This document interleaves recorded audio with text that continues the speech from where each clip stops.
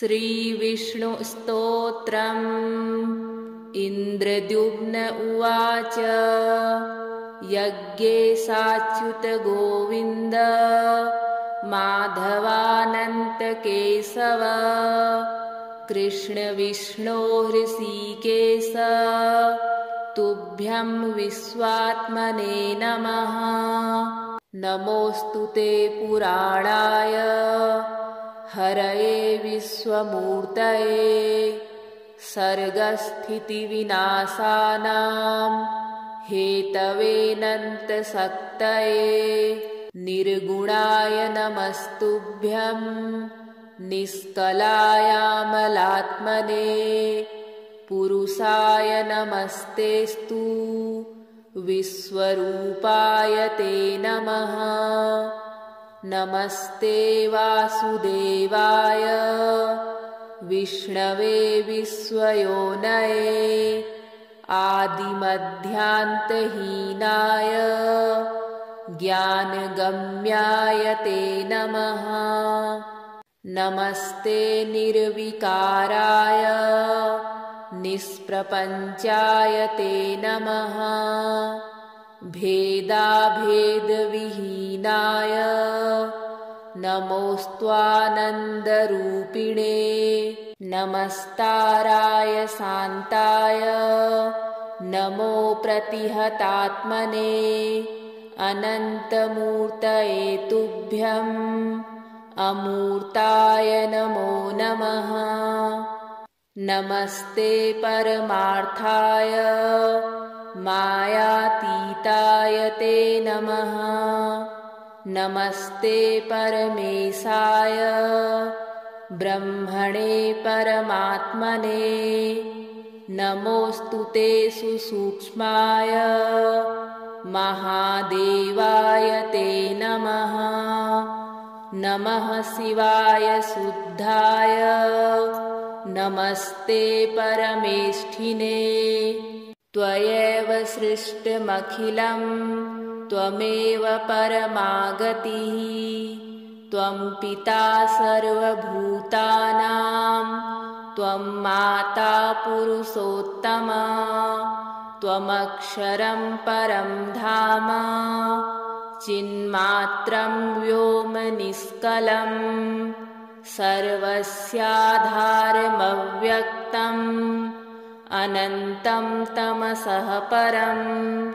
प्रपश्यन्ति परात्मानं ज्ञानदीपेन केवलं। प्रपद्ये भवतो रूपं तद्विष्णोः परमं पदम्। एवं स्तुवन्तं भगवान् भूतात्मा भूतभावना। उमाभ्यामथ हस्ताभ्यां पस्पर्शप्रहसन्निव। स्पृष्टमात्रो भगवता विष्णुना मुनिपुङ्गव।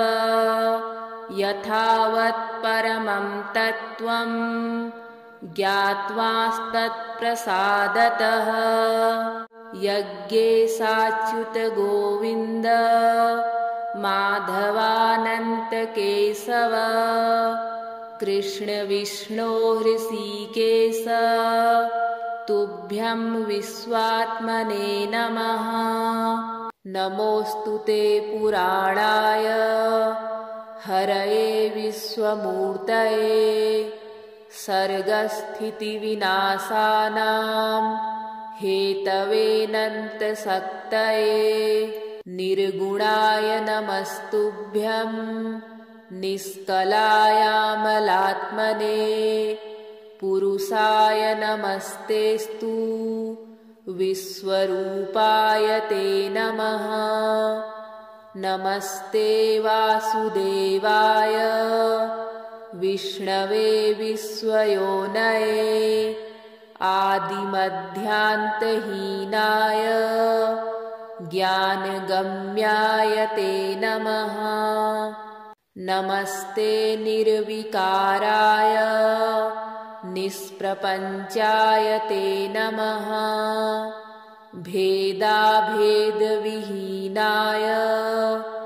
नमोऽस्त्वानन्दरूपिणे नमस्ताराय शान्ताय नमो प्रतिहतात्मने अनन्तमूर्तये तुभ्यम् अमूर्ताय नमो नमः। नमस्ते परमार्थाय मायातीताय ते नमः। नमस्ते परमेशाय ब्रह्मणे परमात्मने नमोऽस्तु ते सुसूक्ष्माय महादेवाय ते नमः।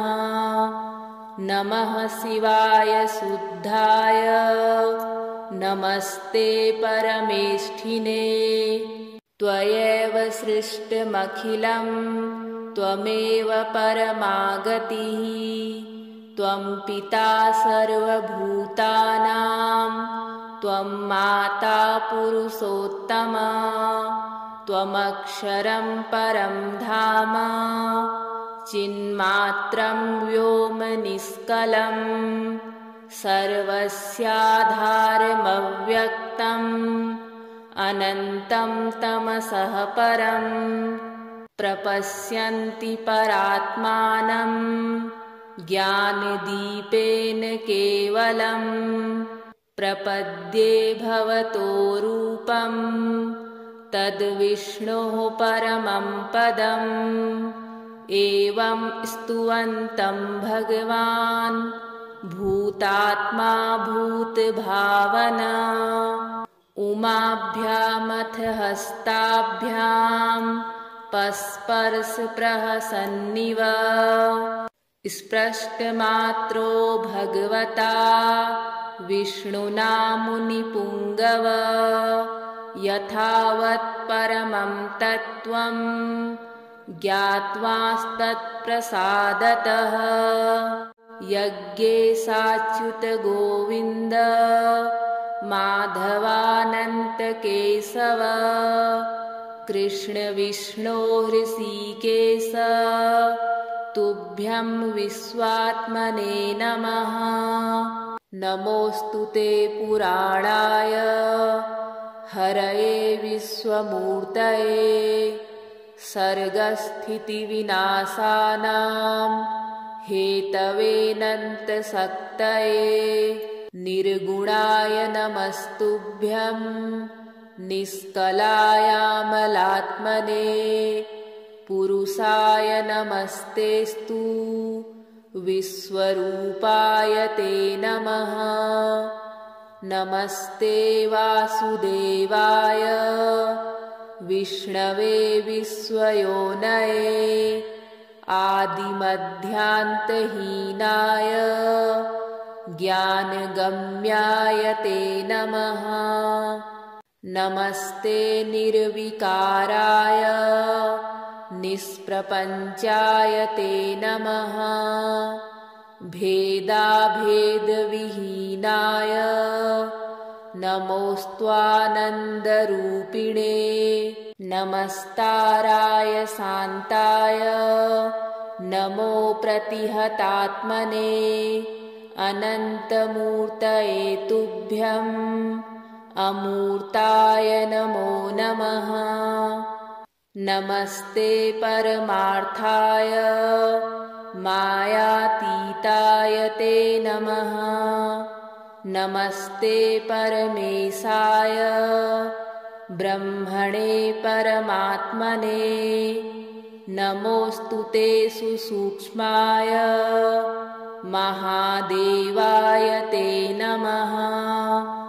नमः शिवाय शुद्धाय नमस्ते परमेष्ठिने त्वयैव सृष्टमखिलं त्वमेव परमागतिः त्वं पिता सर्वभूतानां त्वं माता पुरुषोत्तमा त्वमक्षरं परं धाम चिन्मात्रं व्योमनिष्कलं सर्वस्याधारमव्यक्तम् अनन्तं तमसः परम् प्रपश्यन्ति परात्मानं ज्ञानदीपेन केवलम् प्रपद्ये भवतो रूपं तद्विष्णोः परमं पदम् एवं स्तुवन्तं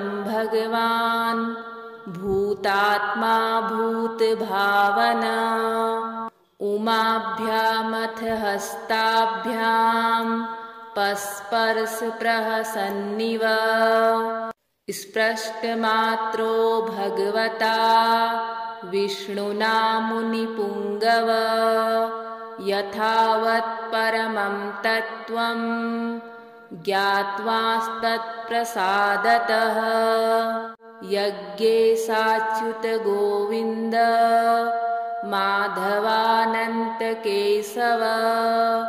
कृष्ण विष्णो हृषीकेश तुभ्यं विश्वात्मने नमः। नमोऽस्तु ते पुराणाय हरये विश्वमूर्तये सर्गस्थितिविनाशानां हेतवेऽनन्तशक्तये निर्गुणाय नमस्तुभ्यं निष्कलायामलात्मने पुरुषाय नमस्तेस्तु विश्वरूपाय ते नमः। नमस्ते वासुदेवाय विष्णवे विश्वयोनये आदिमध्यान्तहीनाय ज्ञानगम्याय ते नमः। नमस्ते निर्विकाराय निष्प्रपञ्चाय ते नमः। भेदाभेदविहीनाय नमोऽस्त्वानन्दरूपिणे नमस्ताराय शान्ताय नमो प्रतिहतात्मने अनन्तमूर्तये तुभ्यम् अमूर्ताय नमो नमः। नमस्ते परमार्थाय मायातीताय ते नमः। नमस्ते परमेशाय ब्रह्मणे परमात्मने नमोऽस्तु ते सुसूक्ष्माय महादेवाय ते नमः। नमः शिवाय शुद्धाय नमस्ते परमेष्ठिने त्वयैव सृष्टमखिलं त्वमेव परमागतिः त्वं पिता सर्वभूतानां त्वं माता पुरुषोत्तमा त्वमक्षरं परं धाम चिन्मात्रं व्योम निष्कलं सर्वस्याधारमव्यक्तम् अनन्तं तमसः परं प्रपश्यन्ति परात्मानं ज्ञानदीपेन केवलं प्रपद्ये भवतो रूपं तद्विष्णोः परमं पदम् एवं स्तुवन्तं भगवान् भूतात्मा भूतभावना उमाभ्यामथ हस्ताभ्यां पस्पर्शप्रहसन्निव स्पृष्टमात्रो भगवता विष्णुना मुनिपुङ्गव यथावत् परमं तत्त्वं ज्ञात्वास्तत्प्रसादतः यज्ञे साच्युत गोविन्द माधवानन्तकेशव कृष्ण विष्णो हृषीकेश तुभ्यं विश्वात्मने नमः। नमोऽस्तु ते पुराणाय हरये विश्वमूर्तये सर्गस्थितिविनाशानां हेतवेऽनन्तशक्तये निर्गुणाय नमस्तुभ्यं निष्कलायामलात्मने पुरुषाय नमस्तेस्तु विश्वरूपाय ते नमः। नमस्ते वासुदेवाय विष्णवे विश्वयोनये आदिमध्यान्तहीनाय ज्ञानगम्याय ते नमः। नमस्ते निर्विकाराय निष्प्रपञ्चाय ते नमः। भेदाभेदविहीनाय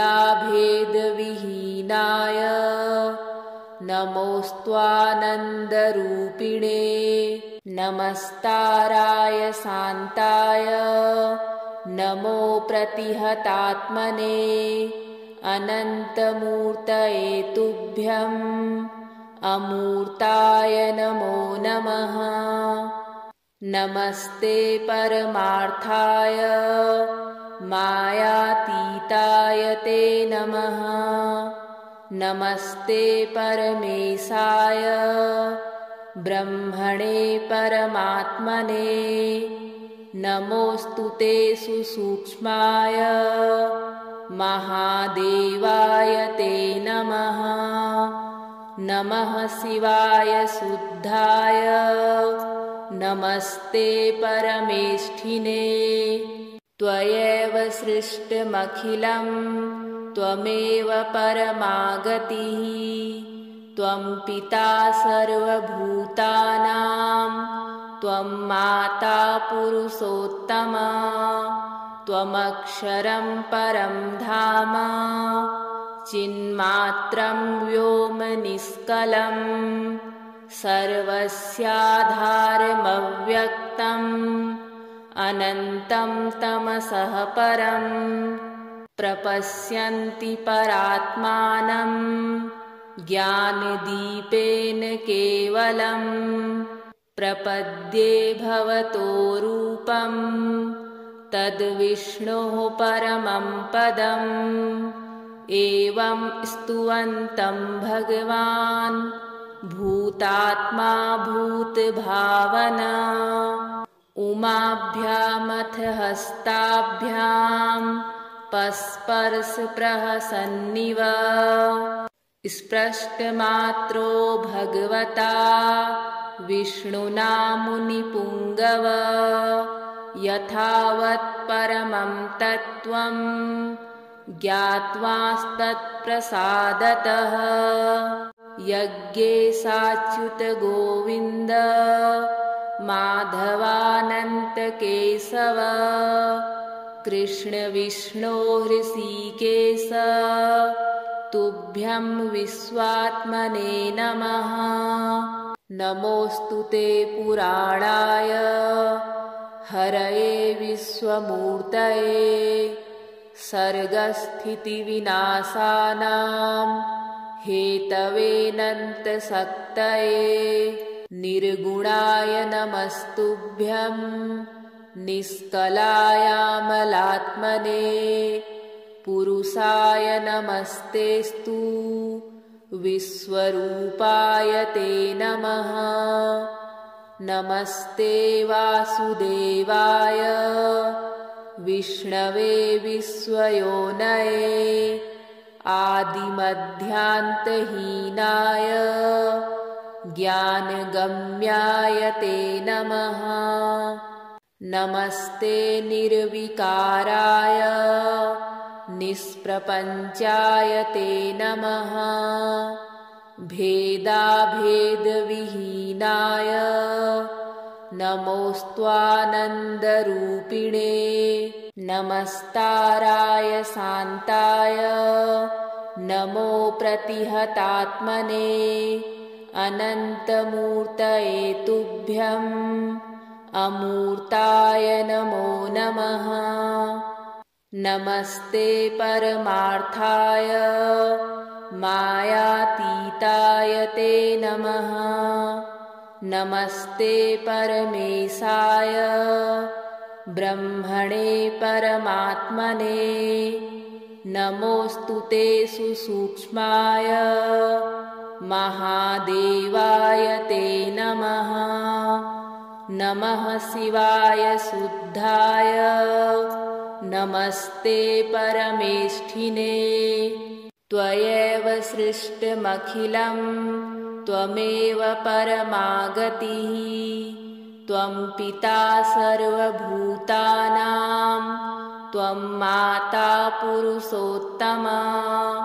त्वमक्षरं परं धाम चिन्मात्रं व्योम निष्कलं सर्वस्याधारमव्यक्तम् अनन्तं तमसः परं प्रपश्यन्ति परात्मानं ज्ञानदीपेन केवलं। प्रपद्ये भवतो रूपं तद्विष्णोः परमं पदम्। एवं स्तुवन्तं भगवान् भूतात्मा भूतभावना। उमाभ्यामथ हस्ताभ्यां पस्पर्शप्रहसन्निव। स्पृष्टमात्रो भगवता विष्णुना मुनिपुङ्गव। यथावत् परमं तत्त्वं ज्ञात्वास्तत्प्रसादतः। यज्ञेशाच्युत गोविन्द माधवानन्तकेशव। कृष्ण विष्णो हृषीकेश तुभ्यं विश्वात्मने नमः। नमोऽस्तु ते पुराणाय हरये विश्वमूर्तये। सर्गस्थितिविनाशानां हेतवेऽनन्तशक्तये। निर्गुणाय नमस्तुभ्यं निष्कलायामलात्मने। पुरुषाय नमस्तेस्तु विश्वरूपाय ते नमः। नमस्ते वासुदेवाय विष्णवे विश्वयोनये। आदिमध्यान्तहीनाय ज्ञानगम्याय ते नमः। नमस्ते निर्विकाराय निष्प्रपञ्चाय ते नमः। भेदाभेदविहीनाय नमोऽस्त्वानन्दरूपिणे। नमस्ताराय शान्ताय नमो प्रतिहतात्मने। अनन्तमूर्तये तुभ्यम् अमूर्ताय नमो नमः। नमस्ते परमार्थाय मायातीताय ते नमः।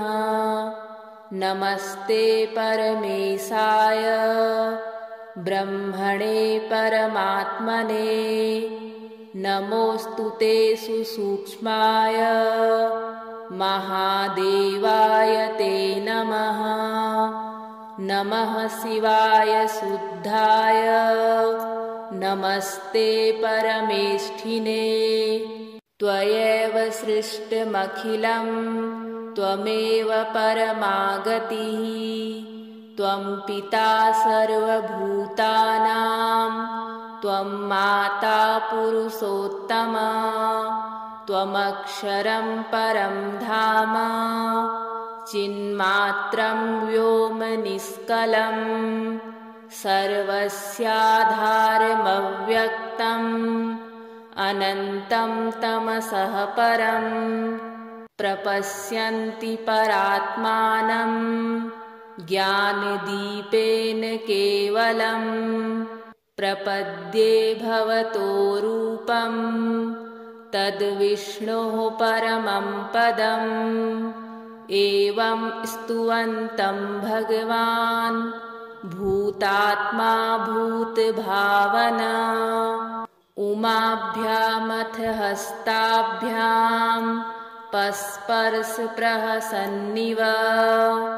स्पृष्टमात्रो भगवता विष्णुना मुनिपुङ्गव यथावत् परमं तत्त्वं ज्ञात्वास्तत्प्रसादतः यज्ञेशाच्युत गोविन्द माधवानन्तकेशव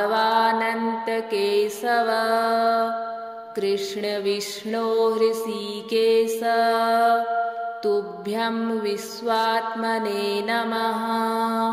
नमोऽस्तु ते पुराणाय हरये विश्वमूर्तये सर्गस्थितिविनाशानां हेतवेऽनन्तशक्तये निर्गुणाय नमस्तुभ्यं निष्कलायामलात्मने पुरुषाय नमस्तेस्तु विश्वरूपाय ते नमः। नमस्ते वासुदेवाय विष्णवे विश्वयोनये आदिमध्यान्तहीनाय ज्ञानगम्याय ते नमः। नमस्ते निर्विकाराय निष्प्रपञ्चाय ते नमः। भेदाभेदविहीनाय नमोऽस्त्वानन्दरूपिणे नमस्ताराय शान्ताय नमो प्रतिहतात्मने अनन्तमूर्तये तुभ्यम् अमूर्ताय नमो नमः। नमस्ते परमार्थाय मायातीताय ते नमः। नमस्ते परमेशाय ब्रह्मणे परमात्मने नमोऽस्तु ते सुसूक्ष्माय महादेवाय ते नमः।